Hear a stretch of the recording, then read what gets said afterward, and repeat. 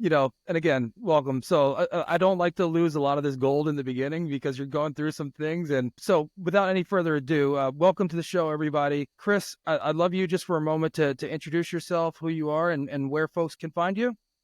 Hi, my name is Chris Chiari. I'm the owner of and founder of the 420 Hotels. We're in Denver, Colorado with our first location. The website is the420hotels.com. That's THE420 hotels with an S.com. We have a lot to go over today, but I would like to first start out. Congratulations on what you're doing. After talking to you before and seeing what you're doing online, and really hearing the origin story of how this came to be, really excited to dive in and to share with our audience what you're doing. Tell us about your origin story. Like where'd you come from? Where'd you start? A kid from New Jersey, raised in New York City. I love to start there because it says a lot for those of us that have experienced those places in America, that unique urgency of now that was the 80s and 90s in New York that has been lost a little bit in the world we live in, but I'm grateful to have experienced it. You can't see it if you're listening, but there's a Philadelphia jersey in front of me on Dustin. My grandparents were from Philly. I know that town very well. I knew Pete Rose not as the Cincinnati Red Machine, but as that star of Philadelphia. So yeah, thanks for bringing that up. Yes, it is Sunday when we're recording this, and so I am wearing a Philadelphia Eagles jersey, I had the sweatshirt. decency to swap out my Broncos mug and go with something more benign. Just all good. So you're growing up in New Jersey in the New York area. So what was your childhood like? Was you running around the city? Like what were you getting into? the 80s, two working parents, that puts you in that position of latchkey kid. My parents didn't really build deep relationships, certainly with the other parents in my school. So it was life in the cities. Life in the city can be both extraordinary and enriching. There are elements of that experience that when I go back to New York now, I am not intimidated by a city like New York. There are actually a lot of places in the world that I feel comfortable because I was first through seventh grade in the city of Manhattan in the 80s. I just want to highlight that part. It was economically where the country was, we live in a pretty good world with all of our struggles right now compared to some of the things I remember from the 70s and 80s. And I'm grateful for that. One of the ways the world's extraordinarily different is we're no longer criminalizing cannabis possession and use, and we've transitioned to a world where that's actually part of almost the norm in so many places.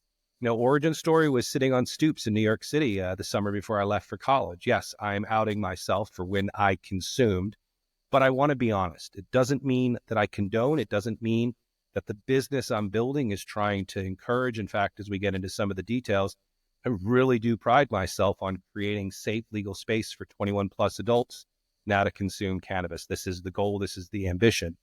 Origin, I get to college and I'm sitting there in the peer group of 8, my second day of college. This is now verified. I'm still close with 2 of the individuals that were in that group of 8. And they tell me this is a quote. They said, when I was asked what I wanted to do when I grew up at 18 years old, I said, quote, "One day I want to make a safe legal place for me and all my friends to smoke pot together." Fast forward, that was 18. I'm now 50. This has been, in some ways, my life's work. Certainly since 2011, I peeled out of everything I was doing professionally, and I made it very clear that whatever I did next, whatever I had touched before that I will go on to touch next, it was going to touch cannabis. And I have held true to that. The core of what I've done, from political work, policy work, to business development, to investing in companies, to building a company of my own, to making a film ultimately about the war on drugs with Ice-T, it was all done with this through line of cannabis and the normalization and destigmatization of cannabis possession and use. This has been the purpose. This is still the purpose. And I am sitting on the finish line now, seeing it in sight, about to open the world's first legally licensed cannabis lounge attached to a hotel. I know there's friendly out there because I seek it out when I go and travel. I'm a cannabis consumer, 5 to 7 joints a day. I smoke an ounce a week. I'm not going to be shy about that either. And if anyone wants to get in the foot race with me and see who's going to outpace and lap the other, I'll take on that challenge. I know what I do, and I know I do it side by side with cannabis consumption. And again, not going to be shy about that. But this work is, again, the realization of that childhood dream and the execution of all the things I've learned since then to bring asset, cash flow, and sizzle together in one deal and in a deal for me that, again, fulfills that lifetime pursuit of creating a safe, legal place for me and all my friends to smoke pot together. Oh, and the general public as well, because we're a hotel. Yeah, so you touched on quite a few things there. One, like It's an what you did. introduction. That's an amazing introduction. So you mentioned you're a producer, you've been an investor, or you are an investor. You've done several things in your career. What, again, this is your dream. This is the thing that you were like, I don't know exactly what it, but there's something there, and I'm gonna get there. Was there any one thing or two or three things, whatever, however many you list in your prior career or careers that you feel like prepared you for this moment of living your dream? I'll say this. I was very grateful to get exposed to marketing messaging in the capital markets in the irrational exuberance of the late 90s and early 2000s.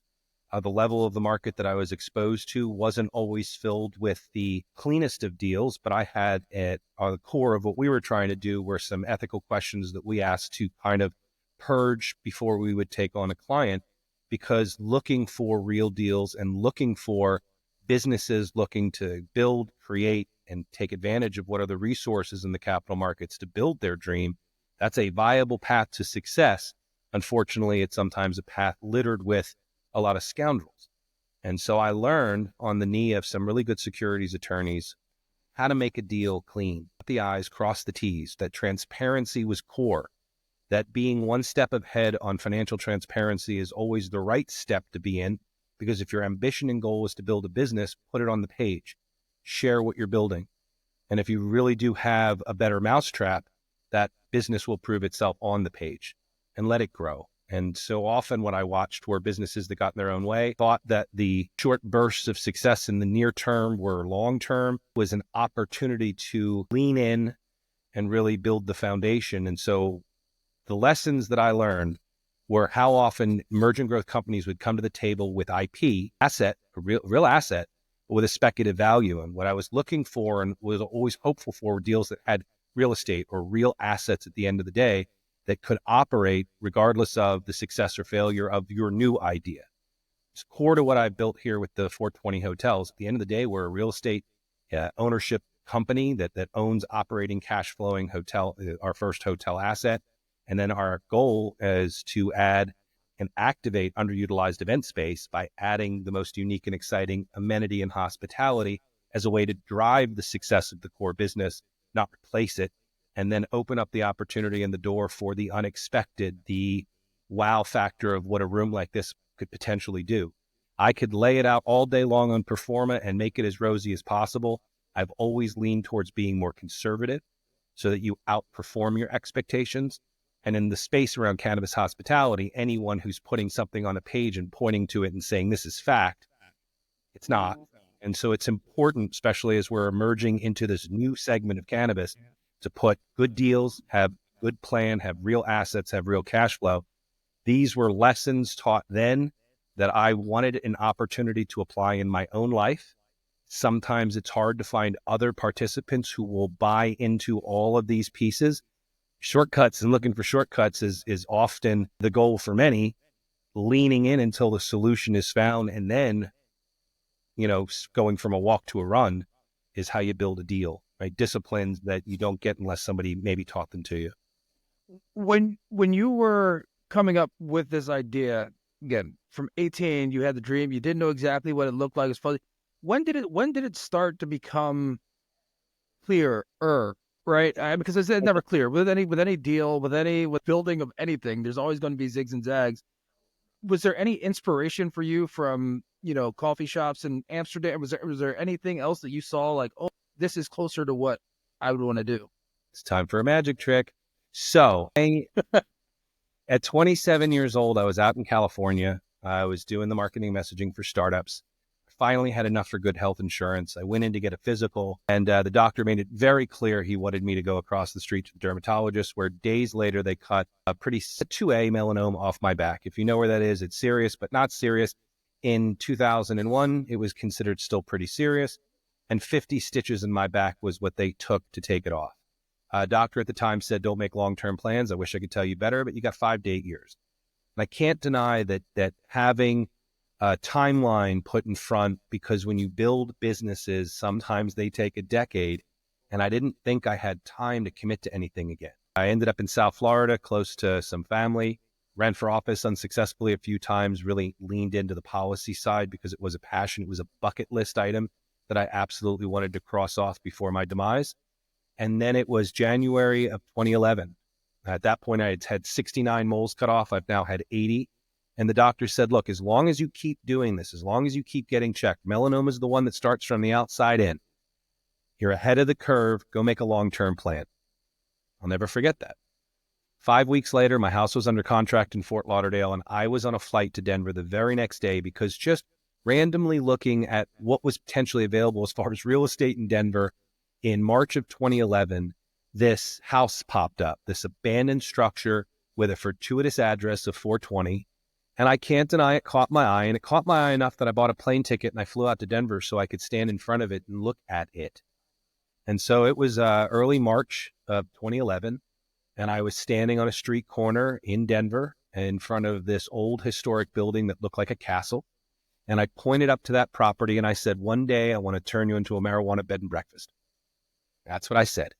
And in that moment, and you're right, there are zigzags in business, but I actually say this because this is true with this hotel and this was true with the film. A great idea comes to you almost complete. Do you have the patience to unpack it? Do you have the interest in it to keep letting the thought develop once you get your outline on the page? Do you have the perseverance and tenacity to see it through?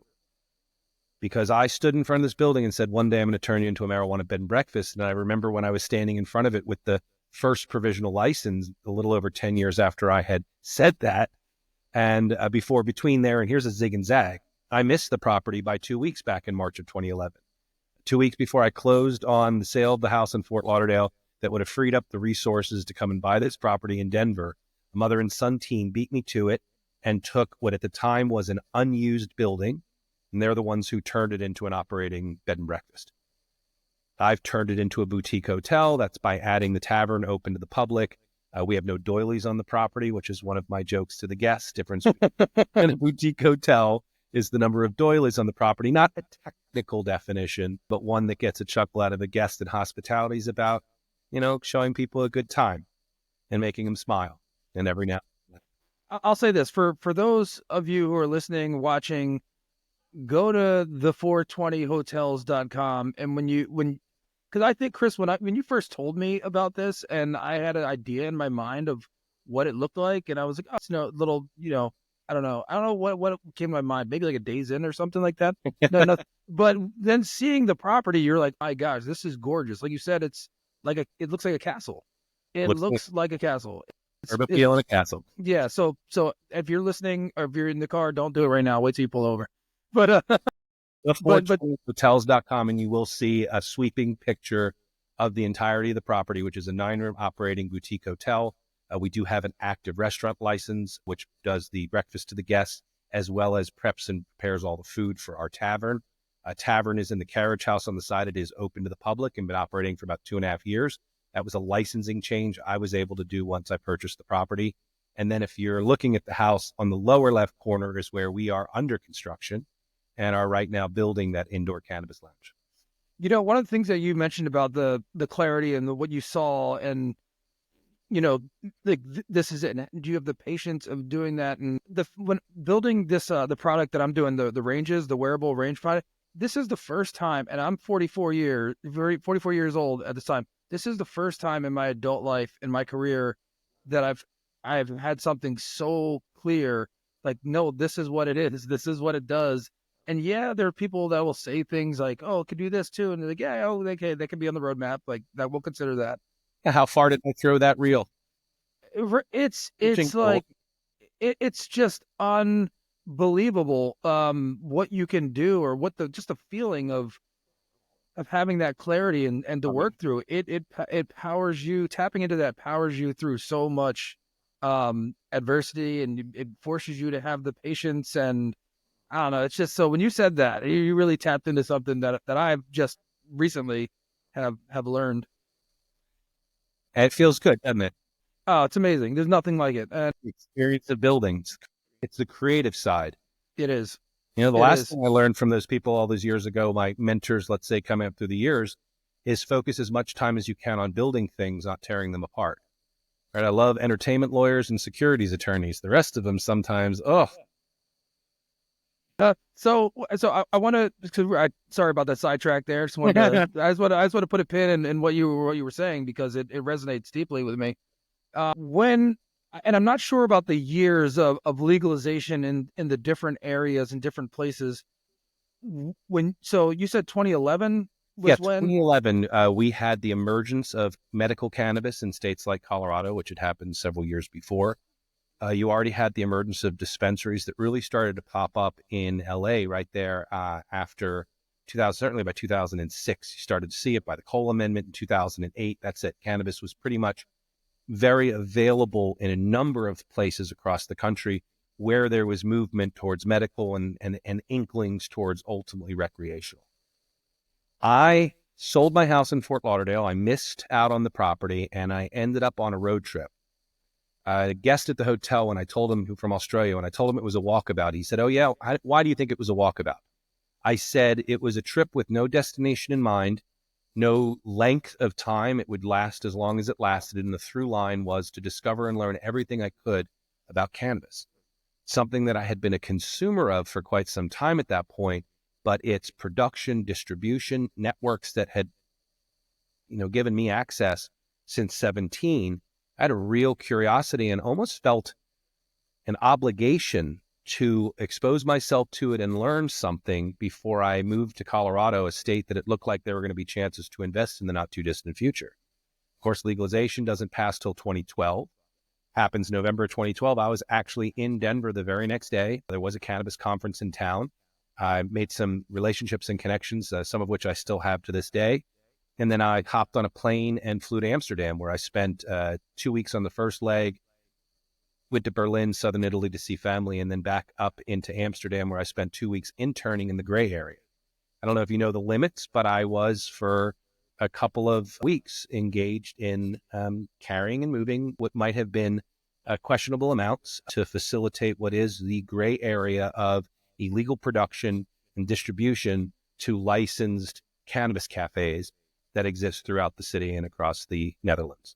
It's a really convoluted system that many people don't understand. They assume that it's legal and it's not. It is tolerated. So what we're doing in places like California, Washington, and Colorado are significantly further along than anything that's ever been tried as far as the experiment of cannabis in the Netherlands.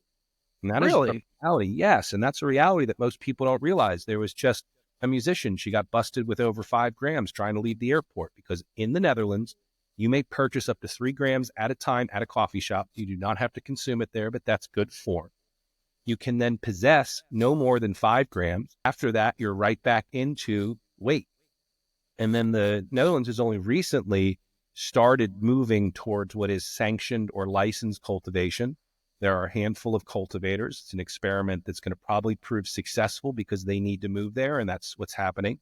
But for most of legal cannabis in the Netherlands, that was product grown in apartments on the outskirts of town and using bicycles and trains with your monthly train pass was moved by people in packages in bulk to safe houses. The safe houses were then used because you can only possess up to 500 grams at a time inside of a licensed coffee shop, no more. You think about that's a little over a pound. It's a decent amount of product, but if you want to have any type of variety, if you want to have any type of control of inventory, you can't just have 500 grams. And so an entire economy exists in what is very commonly known as the gray area that we do not have. Yes, we still have legacy in this country, and I have consumed legacy for a long time, and I will never disparage or push back, but I am enticed by and excited by lanes of legality and have been leaning into that now for well over a decade. Cannabis hospitality, in my case, is a bring your own. So I actually create a space for caregivers and other cultivators that are making that home product to still be able to bring it in and smoke in my lounge. It's one of the places that'll make my space different from others. Where you sourced it is not my business. The fact that you have it, you're welcome to consume it. And that was core to what we're trying to offer here as far as an amenity. You mentioned being on the policy side when you, even before all of this, and you were in Florida, and understanding that, and then you're traveling and you're learning about that, and you learning about the business of it, the policy of it. I But didn't do there, policy on cannabis in Florida. I want to make one thing oh, clear. excuse me, I thought that was the policy that you were No. interested. When I was running for office, one of the topics I never touched was the fact that was cannabis, because I was a consumer. Ah, And since I was interesting. Sorry. hiding that consumption, the only thing that I've had to hide and lie about in my life has been that I am a cannabis consumer. That's why I won't do that anymore. Wherever I can and I can have it on me, I always have a dugout in my pocket and a one-hitter in my pocket. I don't bring it into schools when I go there for community meetings or things like that. But other than that, if I'm walking down the street, that's in my pocket. And it's something that is core to my life, and I will never hide again. For a stage of my life, I actually felt the time that I was running for office in the early 2000s, the most effective cannabis advocates on a policy side back then were most likely non-consumers, because once you outed yourself as supporting that policy, or you outing yourself as a consumer, you needed to have at least the moral high ground to defend yourself. So no, that was not my issue. My issue was hurricane insurance and blue tarps on roofs. My issue was aid to seniors along the coast in South Florida. One of my issues was whether or not a natural gas degasification facility 15 miles offshore was a good idea or not. Won't go into specifics on any of that, but those were the types of issues I was focused Got on. it. Got it. Well, shame on me for assuming. But I Just love jumps right into that. policy. So the Yeah. second I said that whatever I was going to do with the next chapter of my life, I leaned in. I went to my first Normal meeting. I met Keith Stroop, the founder of Normal, who became one of the subjects of the documentary I made the policy important. When I moved to Colorado and they said I couldn't smoke in my yard, I put on a tie and showed up at a city council meeting. From there, I ended up very heavily involved in some of the local politics. My state rep, I served as the chair of his district for almost 4 years.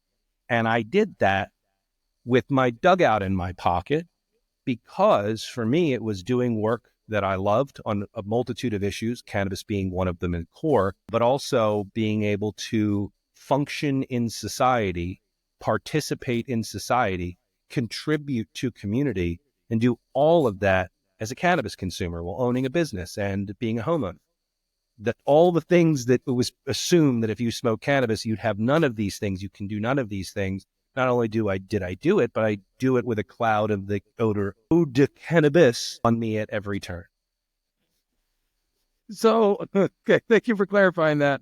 So now, what you're doing, and I'd love to, in a minute, talk about all the different things that you have to do as far as the HVAC systems, the air conditioning and the controls there. I'd love to talk about that. But do you feel, because they're shifting policy, this is relatively new, to be put out there. Do you feel like the goalposts are staying somewhat still as you're maneuvering through this process? Or are there things that specifically that you're like, well, they're saying I need to do this, but now I got to do that? Like, what's your experience right now?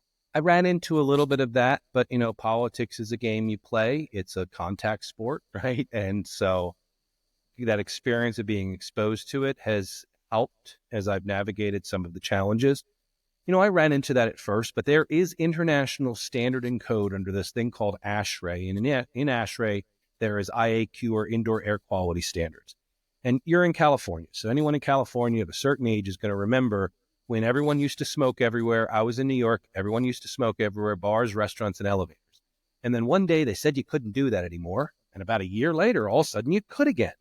And then about a year later, you couldn't. And we've never been able to do it since. And what happened was the Clean Indoor Air Act, which was an initiative by California and New York, which said that employee protection is the responsibility of the business owner. And in the case of a smoke-filled room, at first they said there was no safe exposure level. Ultimately, international standards did establish a path for new cigar lounges. That's why you see them periodically open. And now it's guiding us and giving us a path for cannabis hospitality. I'm not worried about the standard going higher because we are executing an HVAC system that meets the highest standard. I'm not worried about that design not being usable because in Nevada, where the standard is half, in Denver, we're at 60 CFM, 60 cubic feet of air per minute per person. And so I want you to think of a box that's 20 foot by 20 foot by 20 foot per person per minute. That's the amount of air per person that I have to exchange in the room and replace. It's an extraordinary volume. Nevada and Las Vegas have that standard set at 30 CFM, which means my current design, I could just double the occupancy of the room, but the design stays the same. And so it becomes a scalable tool that we've created, which is one of our IP elements is the HVAC system now. We've done so many things unique in how we've stacked and brought inline filtration and air exchange, how we've gotten concessions from the city that give us amendments towards efficiency. I'm proud to say now that we have an HVAC system that is not just applicable to this, but scalable to other locations. And that's core, right? When you're building out a business model, having pieces that scale with you become important and valuable. Were there any other things throughout this process that surprised you, or at least you didn't anticipate? You're like, wow, okay, I mean, I guess I have to do that, but I didn't see that coming. I have a liquor license, part of the hotel. So I've navigated that regulatory process. I held pari-mutuel licenses, horse racing in Florida, New York, West Virginia, and California. And if in each of those jurisdictions, some have reciprocity. But so I've gone through the Department of Revenue and been fingerprinted in California and Florida and gone through that application process with background check and have been in a space where you have to wear a badge prominently displayed on the outside of whatever you're wearing if you are in a regulated portion of that business, like where the horses are behind the track, not in the stands. So when I came into cannabis, none of that was surprising. Maybe what's so surprising is there are still a lot of cannabis participants that are saying, regulate us like alcohol. And I'm telling them we are pretty close. And OSHA's now in Colorado investigating all the cannabis operators. So there you go. Another place where we have become pretty normal in normal business that we are now being regulated mostly towards employee safety. It's becoming a real issue in cannabis because we've operated in state-regulated bodies with no national standards. Many of these operators are good operators that have created SOPs and will be able to implement reasonable changes towards employee protections. Others are still working out of outdated facilities, electrical wiring running across floors that have puddles on them. You see this every now and then, and it's still a reality, not just in every level of cannabis and from employee safety. In my case, it's about air quality. It's about making sure that employees have a flight to safety or a place to do most of their work that isn't in a smoky room. One of the things that really jumps out to me recently, and again, it's Sunday, I'm watching football when I see it now, and you see how many gambling, and I'm going somewhere with this, trust me. So they're like, the DraftKings and the FanDuel, there's so many out there, and it's just like, wait, wasn't gambling just illegal like yesterday? It just amazes me how quickly things change, and all of a sudden it's like everywhere. And that's why when I went back to asking about like when it became legal, like now most places, and I know in San Diego where I am, like you smell it all the time, and like and now it's like, well, now there's gambling everywhere. I feel like you're the tip of the spear with what you're doing though, with like having this hotel, this location. Do you see this becoming a big thing quickly, or is this something that you're like, well, it still has another 5 or 10 years to It's it? always 5 or 10 years away. But now we are on the cusp of some of these things. Certainly we're 10 years now into, plus a regulated market in Colorado. We are certainly 2.5 years now into space for these cannabis lounge policies where some places are opening up, but the places that are opening up right now in Denver, specifically in the city, still are outside consumption areas because everyone is still navigating this final hurdle of getting that HVAC system. We're actually days away from right now from the city chief engineer giving us a yay or nay on our current permit. We're past working with the city on design. We are in permit now. But the good news is mechanically, my system does everything it needs to. Plus, if anything, the city is going to have me change or increase the amount of outside air that I've reduced to cycle through the room. Again, that's where I'm picking up efficiency by recirculating and filtering air. That's the only thing they might make us change. And that's a setting at installation that is not a redesign of the system. So as far as getting a system we know we can execute and get through this, we have that. Now it's what setting will they like us to have it on when we turn it on is the only thing left to be decided. Look, Denver never wanted to be first at any of this, but has always found itself first because it is the big city in the state that did this. Yes, with Washington, but Colorado went a different path in some of the regulations and really tried to move this in Department of Revenue, move this into proven bureaucracy.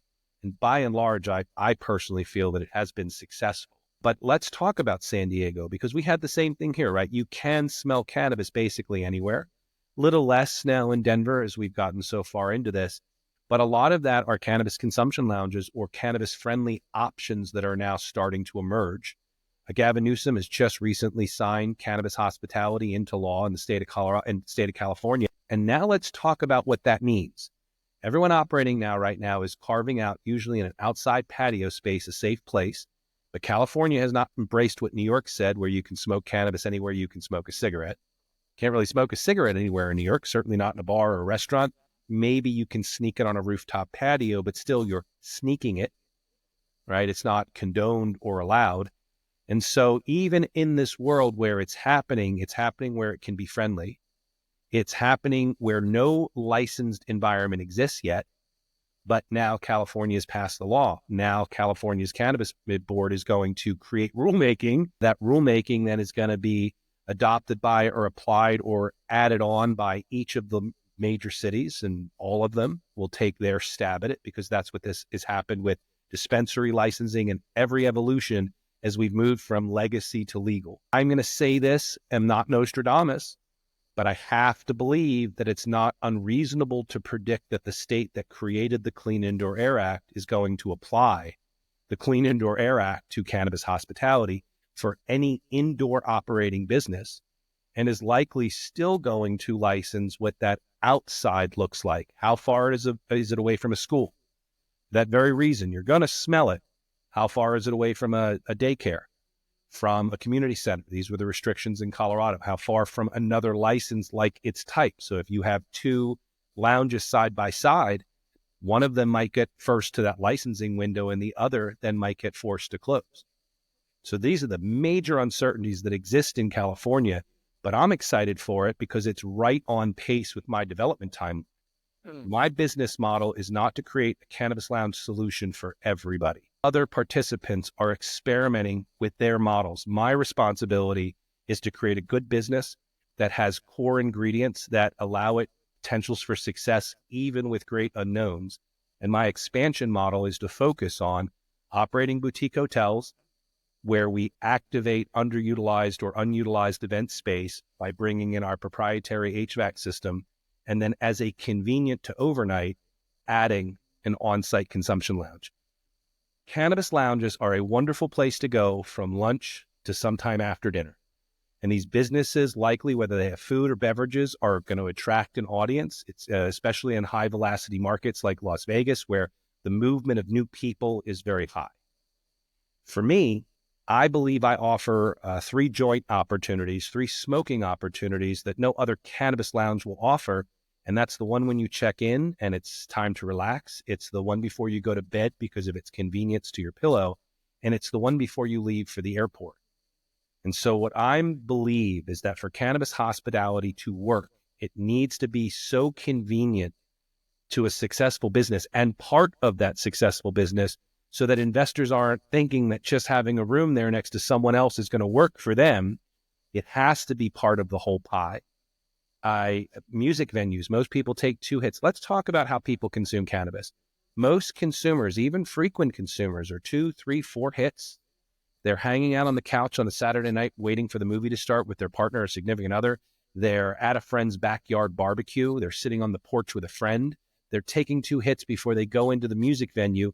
And maybe they take 2 more when the joint gets passed during the show. But by and large, that's many consumers. And each of those consumption points all happen at a place that you already identified. You don't need to go to a lounge for it. And then for those of us that smoke more frequently, I know where most of my 5 to 7 are smoked. Yes, I might be that audience that would go to the lounge instead of a bar every now and then. But the question will be, how big is that market? And that's another uncertainty. I'm staying away from that uncertainty by building intimate space attached to an intimate hotel and making it a convenient amenity that makes the rest of the business offering, the food, the alcohol, and the overnight hospitality, more appealing, increasing awareness, therefore increasing occupancy and average daily rate. That's the business. So I'd love to talk about your expansion model and how you're thinking about, short term, midterm, long term. Are there certain things that you're seeing now with the development that you're saying, okay, if we scale this, we need to look for X or Y in the next one? I know not to get too far away from what you're currently doing, because again, it's important to focus on the here and now and what you're doing now. But I also think it's important to learn lessons, and you're saying, what else would be cool? Like for our next one is to have, a little more space or a bigger square footage in this area. Is there anything like that that's part of your expansion? 100% there's core, no specific, because right now I have this focus on executing this first to market. I'm on the cusp of being the first hotel licensed like this, licensed to bring the legitimacy of indoor cannabis consumption to a property. Friendly, again, is out there, prolific. You see it in the news, but this is licensed. And the value of that is from that expansion point, building a hotel model. Cannot build a hotel model on just being friendly. You can build a hotel model on legitimate businesses that literally dotted the I's and crossed the T's. And that's the goal here. So what am I looking for? First and foremost, I know that getting through a mature bureaucracy like Denver with a unique HVAC system that provides this space for indoor cannabis consumption and employee safety and protection is scalable, because Denver enforced the highest standards of these rules. And other jurisdictions, also like Denver, didn't want to be first. But once we're first, I'm excited to go into a city council meeting in San Diego once the state has moved through their rulemaking. And as we move into the rezoning of a property or acquisition of a property, I look forward to making that case of, here is our system that works. What setting would you like me to put it on for outside air mix? Because that's what we have. For me, it's operating hotels that are right sized to the market. I do not believe that a 200-room hotel in any major city putting in a cannabis lounge is going to, they could hurt their business as much as help it. So for me, it's about making sure that you are the right size so that if the concept catches on, you have that potential through added less access, makes it more exclusive and appealing. Exclusivity is a value driver in higher end luxury hospitality.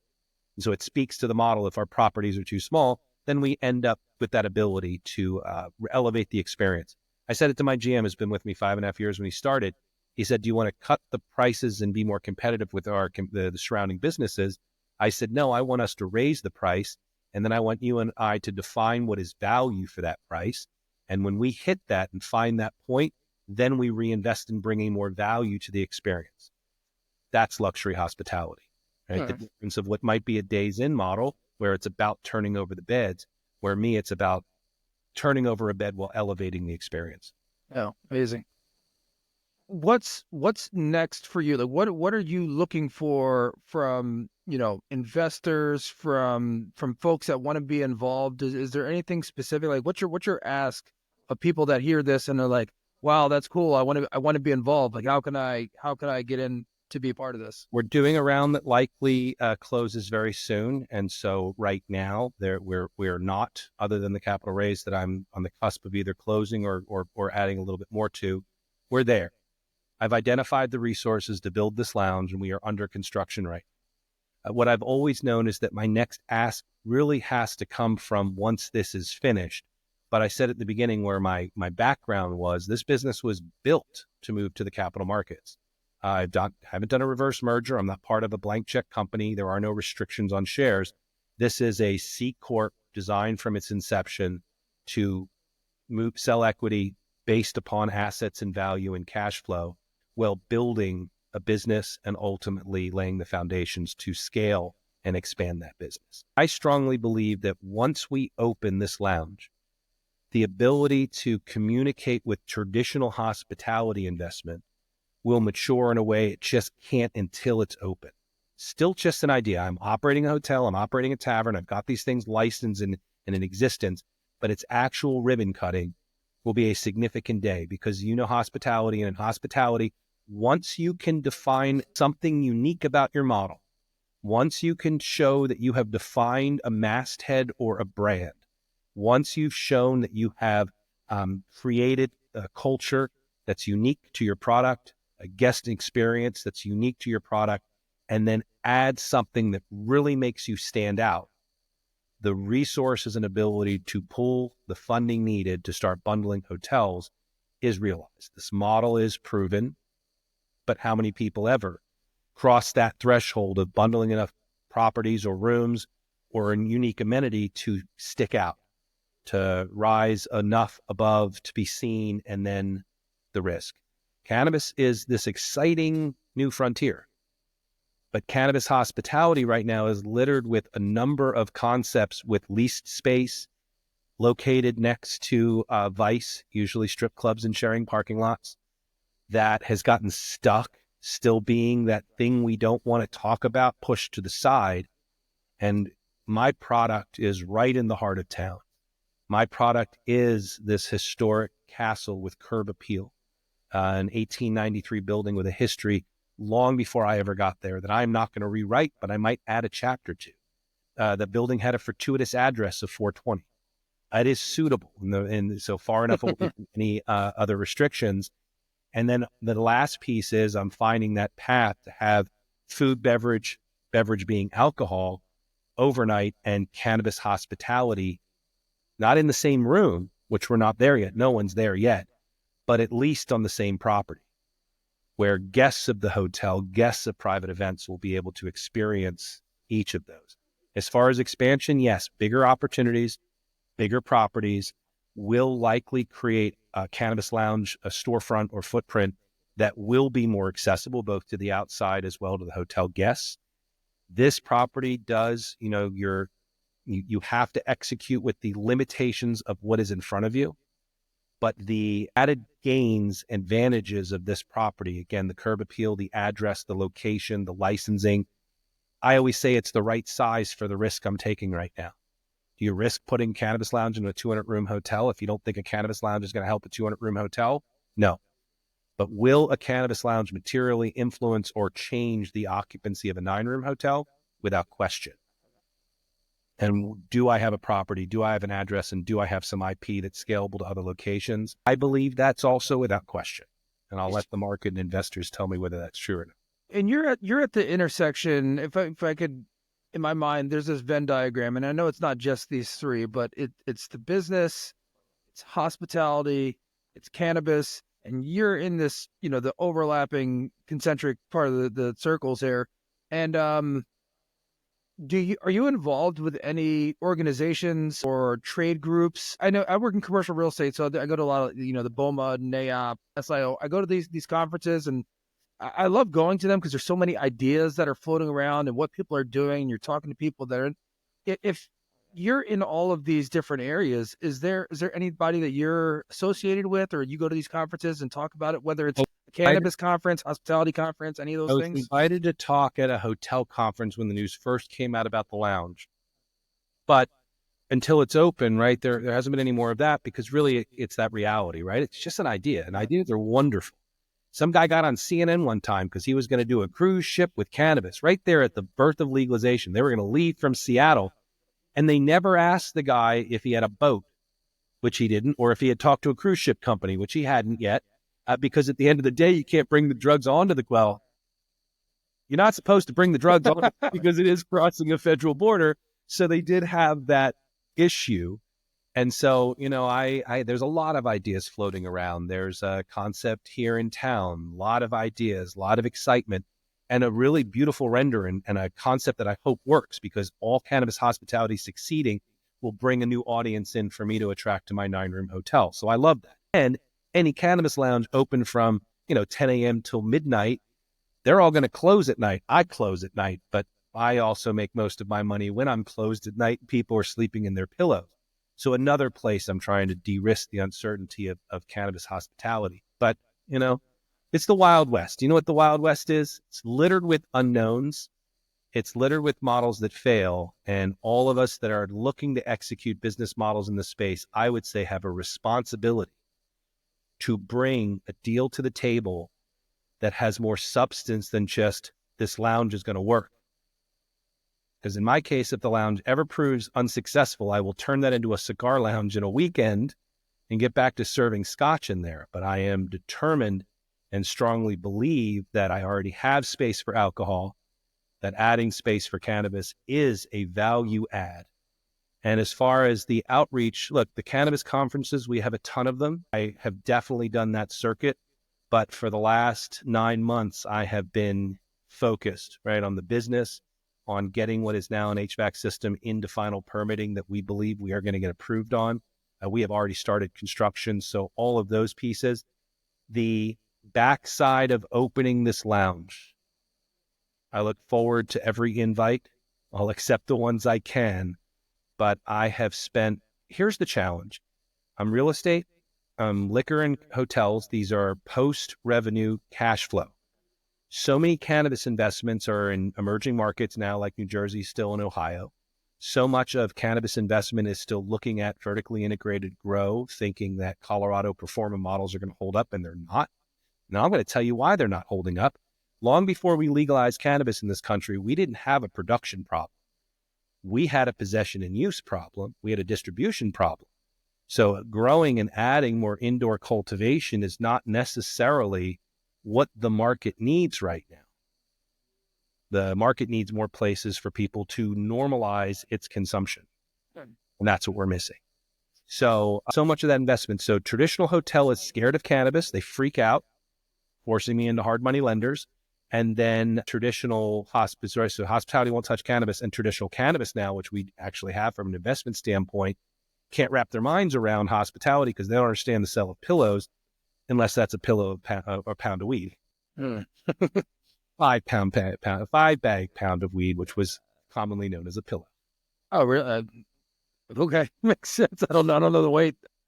My sister used to buy pillows. Okay, that's amazing. So I got another question for you, because we're almost out of time, but I have to touch on this because you mentioned the movie, or we talked about a little bit the movie that you produced, and I'm really intrigued, and maybe that's for another episode, or we can dive into that.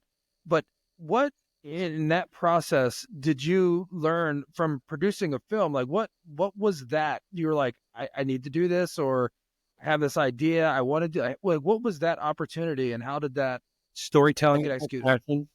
I was around creative people in my mid to late 20s, when right before the melanoma diagnosis.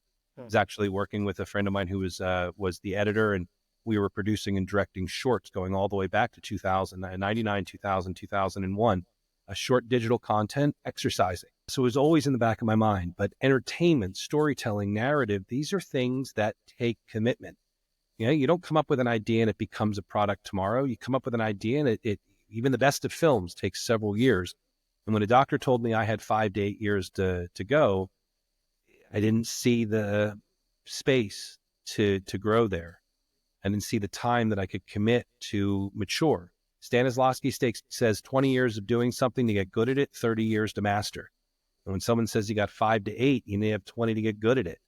So I went off into the pursuit of life experience. I did a lap around the world. I ran for office. I had the ability to take what became the means, going from minimum wage jobs to getting maybe lucky, again, in the irrational exuberance of the late 90s, and not enough to break free for life, right? I work, but enough to, for that window, chase anything. That was the greatest gift I ever got in life, to not have to chase. Well, second greatest gift. The greatest gift was that clean bill of health in January 2011, because of the perspective that I could commit to something again. Why did I make the film? Because it was getting back to where my heart was. I made the film because I had the privilege and ability to lean into relationships I had developed with some significant individuals within cannabis and cannabis reform, like Keith Stroop and Ethan Nadelman, that network, there was a story to be told. And I had the idea. I wanted to tell and follow and track public opinion from 1970 at 12% to where it was at the time when we started the film, which was only 54%. On national polls, and see if federal drug policy correlated or deviated from the growth of public opinion. And in fact, there are very striking inflection points that were almost surprising, that the public has always, been affected by ultimately became drug policy, but persevered over time and has matured as recognizing that cannabis is relatively benign, certainly as it relates and compares to alcohol, that work of Mason Trevert and the other ones here in Colorado around safer or really focusing on cannabis reform as analogous to alcohol. It was transformative in the policy. And so for me, capturing that, and also there was a real push. Georgia is a state where most men in that state, certainly black men in the state of Georgia, 1/3, according to a movie called 13th, have been affected by the process or the system. And 1/3 of the men in that demographic in the state of Georgia have lost a right to vote because of a prior felony. This is the worst part of drug policy in America, was that it really was used as a political tool. It wasn't just a criminal justice tool. It was a political tool. Because if you can deny an individual a right to participate through something they exhaled, speech, freedom of speech, we have the freedom of speech. Your speech is free until that speech has weed smoke coming out of your mouth along with it. And it was fascinating. And so please watch Public Enemy #1. Penofilm.com is the website, PENOfilm.com. But Public Enemy #1, you can rent it on Amazon or you can stream it with commercials on Pluto TV. I'm going to have links. I'm going to have links to your hotel, to your profile, to the movie on the show notes. So everything will be included there. So I guess my question deeper into this, did you know a lot of this going into the film and saying like, I know this and I want to put this out there? Or were you knew a little bit about it and then you wanted to explore it and learn through the process? I had a body of knowledge, but it's my project. So I sat for all 44 hours of unique interviews with a camera right over my shoulder as we made this film. So that was 44 hours of some of the greatest minds in the space from all different sides of both pro and con, sharing those views and perspectives and doing it. Give me 1 second. Lawn care. It's a Sunday. And so, I was absolutely enriched by that and certainly informed through that process. On the other side, when I started my road trip in 2011, when I started that walkabout, when I got into my car and started that drive, a trip that lasted 115,000 miles over 22 months and did end with me moving to Denver. When I started that trip, I knew that cannabis was the female plant of the cannabis sativa. I knew that hemp and cannabis were considered cousins, but that was about the extent of it. I knew that Northern Lights got me stuck in the couch, and sour diesel from a grower I knew in New York. That was a pretty stimulating strain, but it also had a lot of odor. You didn't want to get caught in the subway with that bag. I had a turkey bag one time that seal popped on that bag. I went 2 stops and I walked the rest of that way back uptown. It was a long walk, but there was no other option. What's a turkey bag? Turkey baster bag. No, the freezer bags where people. I thought it was slang. No. So literally, I had a QP one time in my bag in New York City, and the seal went on one of those ounces, and it was the eyes. It was the way people were staring at me on the train. I just knew. So I remember the picture of Homer going into the tree. Yeah. That door opened the next stop, and I just slid right off that train and walked 80 blocks to my destination. Well, I learned a couple of things. One, I reverse learned turkey bag and also pillow. I didn't know what that was, but it makes sense. So you've been very gracious with your time. This has been a lot of fun to learn about you and your journey and what you're doing. Is there anything else that you want to leave our audience with today? And again, because you mentioned a lot of things about, the timing and what you're doing. The audience listening, this is 2024, mid to late October, and we'll get this episode out as soon as possible. But leaving our audience with anything, is there anything you'd want to say and leave us with?